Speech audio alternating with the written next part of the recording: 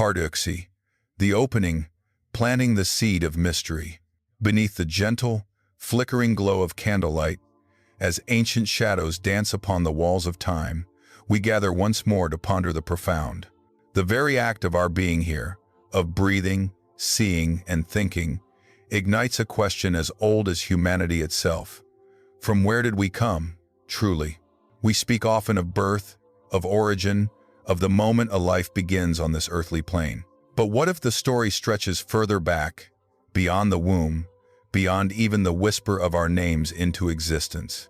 What does the sacred text, the timeless narrative of the Bible, reveal about the echoes of life that might have resonated before our birth? Tonight, we embark on a contemplative journey, sifting through ancient scrolls and profound verses, seeking to unearth the subtle yet powerful hints the scriptures offer regarding our existence before the dawn of our earthly lives. Parduxy, the body, a deep journey of discovery. A. The historical and cultural context, seeds of ancient thought. To truly grasp the biblical perspective, we must first immerse ourselves in the intellectual and spiritual soil from which these texts grew. Ancient Near Eastern cultures, including early Israel, often grappled with existential questions concerning the soul, its origin, and its destiny. While outright doctrines of reincarnation or explicit pre-existence, as found in some Eastern philosophies, were not central to Israelite thought, there was a profound understanding of divine intentionality and a unique relationship between God and His creation. The concept of God's foreknowledge and active involvement in the shaping of individuals from the very beginning of time was a foundational pillar.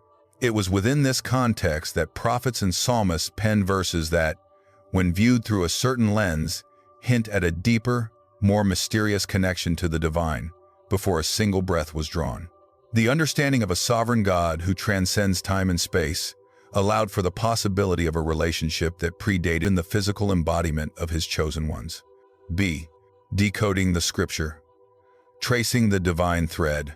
Let us now turn to the sacred texts themselves, seeking the passages that whisper of this prenatal divine connection. Perhaps the most poignant and frequently cited verses are found in the prophetic books. Consider the profound words of Jeremiah 1:5. Before I formed you in the womb, I knew you. Before you were born, I sanctified you. I ordained you a prophet to the nations. This is not merely a statement of God's omniscience, His knowing what will happen. The Hebrew word for knew, yada, often implies an intimate, personal relationship, a deep acquaintance. It suggests a bond, a designation, a setting apart that predates Jeremiah's physical formation. God didn't just foresee Jeremiah. He knew him in a relational sense, and sanctified, set apart for a holy purpose, him before birth. This implies a prenatal divine interaction, a chosenness that transcends temporal boundaries. Similarly, in Psalm 139:13-1:6, David pours out a soul-stirring affirmation of God's meticulous crafting. For you formed my inward parts. You covered me in my mother's womb. I will praise you, for I am fearfully and wonderfully made. Marvelous are your works, and that my soul knows very well. My frame was not hidden from you, when I was made in secret and skillfully wrought in the lowest parts of the earth. Your eyes saw my substance, being yet unformed. And in your book they all were written, the days fashioned for me, when as yet there were none of them. Here, the language speaks of divine artistry and foreknowledge so profound it borders on a pre-existence of our identity within God's mind. Before substance, before unformed, our essence, our days fashioned, were already inscribed in His eternal book. This isn't just about genetic coding, it's about a divine blueprint, a personal narrative known to God before its holding. We also find echoes in the New Testament. In Galatians 1:15, Paul states, "But when God, who set me apart from my mother's womb and called me by His grace, was pleased to reveal His Son in me," Parduxy, the body, a deep journey of discovery. A. The historical and cultural context, seeds of ancient thought. To truly grasp the biblical perspective, we must first immerse ourselves in the intellectual and spiritual soil from which these texts grew. Ancient Near Eastern cultures, including early Israel, often grappled with existential questions concerning the soul, its origin, and its destiny. Finally, while often interpreted in the context of Christ's pre-existence, passages like Ephesians 1-4 are worth considering in a broader sense. Just as he chose us in him before the foundation of the world, that we should be holy and without blame before him in love. While primarily referring to God's eternal plan for believers through Christ, the phrase chose us in him before the foundation of the world can be understood to encompass a divine election and foreknowledge that extends to individual destinies, established in the timeless counsels of God. It points to a profound truth. Our identities, our purposes, and our very being are not accidents of biology, but are rooted in an eternal divine mind. C. The hidden theological meaning, the blueprint of purpose. Beyond mere chronological foreknowledge, these scriptures unveil a profound theological truth. Our lives are not random. There is a divine intentionality woven into the very fabric of our being, a purpose conceived in the heart of God long before our earthly manifestation. The concept of pre-existence in the biblical context is not necessarily about individual souls floating around before birth, as in Platonic thought. Instead, it speaks primarily of divine foreknowledge and predestination of purpose.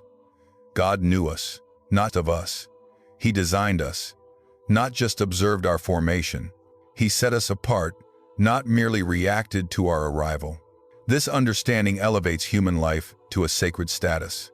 It means that each person, with their unique gifts, challenges, and journey, is part of a grander design. Our struggles, our triumphs, our very existence are not unforeseen variables but are encompassed within the loving and sovereign plan of an eternal God. It speaks to an unshakable sense of identity and belonging rooted in the divine. We are not cosmic accidents, but divinely authored masterpieces, known and cherished before the world began. This imparts immense dignity and meaning to human life, suggesting that our individual stories are chapters in a larger, eternal narrative, meticulously crafted by the ultimate storyteller. D. Controversies and interpretations, the boundaries of mystery. While the passages we've explored offer compelling hints, the precise nature of life before birth remains a subject of theological discussion and varied interpretation within Christianity. Some theological traditions, particularly certain branches of Protestantism, emphasize divine foreknowledge as the primary interpretation. God, being outside of time, knows all things, past, present, and future, simultaneously. Therefore, when he knew Jeremiah before the womb, it speaks to his omniscient awareness of Jeremiah's entire life path from eternity, rather than an independent pre-existence of Jeremiah's soul. In this view, our identity and purpose exist in God's mind eternally, but our conscious existence begins at conception or birth. Other interpretations lean towards a more robust view of divine election and predestination, suggesting that God not only knew us, but actively chose and appointed individuals for specific roles and relationships with him before their physical manifestation. This doesn't necessarily mean a pre-existing soul, but a pre-existing divine decree concerning that individual's life and destiny. This perspective highlights God's sovereign initiative in salvation and calling. The concept of a literal pre-existent soul, where our individual consciousness existed independently before being placed into a body, is generally not a mainstream Christian doctrine. It often faces challenges regarding its biblical support and implications for human freedom and the nature of the soul.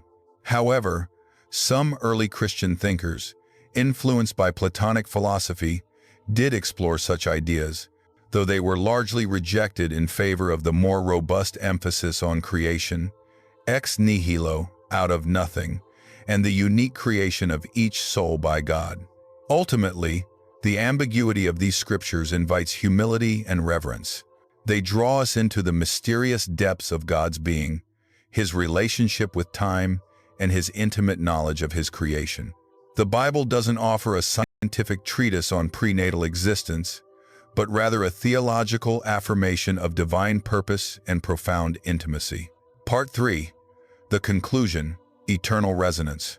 We began our journey wondering what the Bible whispers about life before our birth, and we have found not a simple answer, but a profound tapestry of divine foreknowledge, intimate purpose, and eternal intentionality. From the prophetic call of Jeremiah to the psalmist's awe-filled wonder, the scriptures consistently affirm that our existence is not an accident.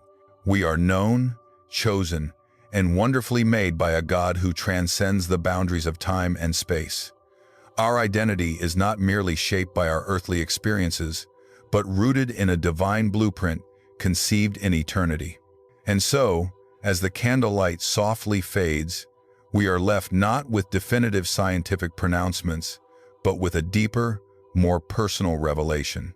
We are invited to ponder the astonishing truth that before we drew our first breath, before our forms were knit together in secret, we were already in the heart and mind of God. What does this mean for our lives now? Does it not imbue every moment with profound significance, every challenge with purpose, and every person we meet with an echo of divine creation? Let this reflection resonate within us, a gentle reminder that our story, however brief on this earth, is but a precious chapter in an eternal narrative, known and cherished by the Ancient of Days. Part 6. The opening, planting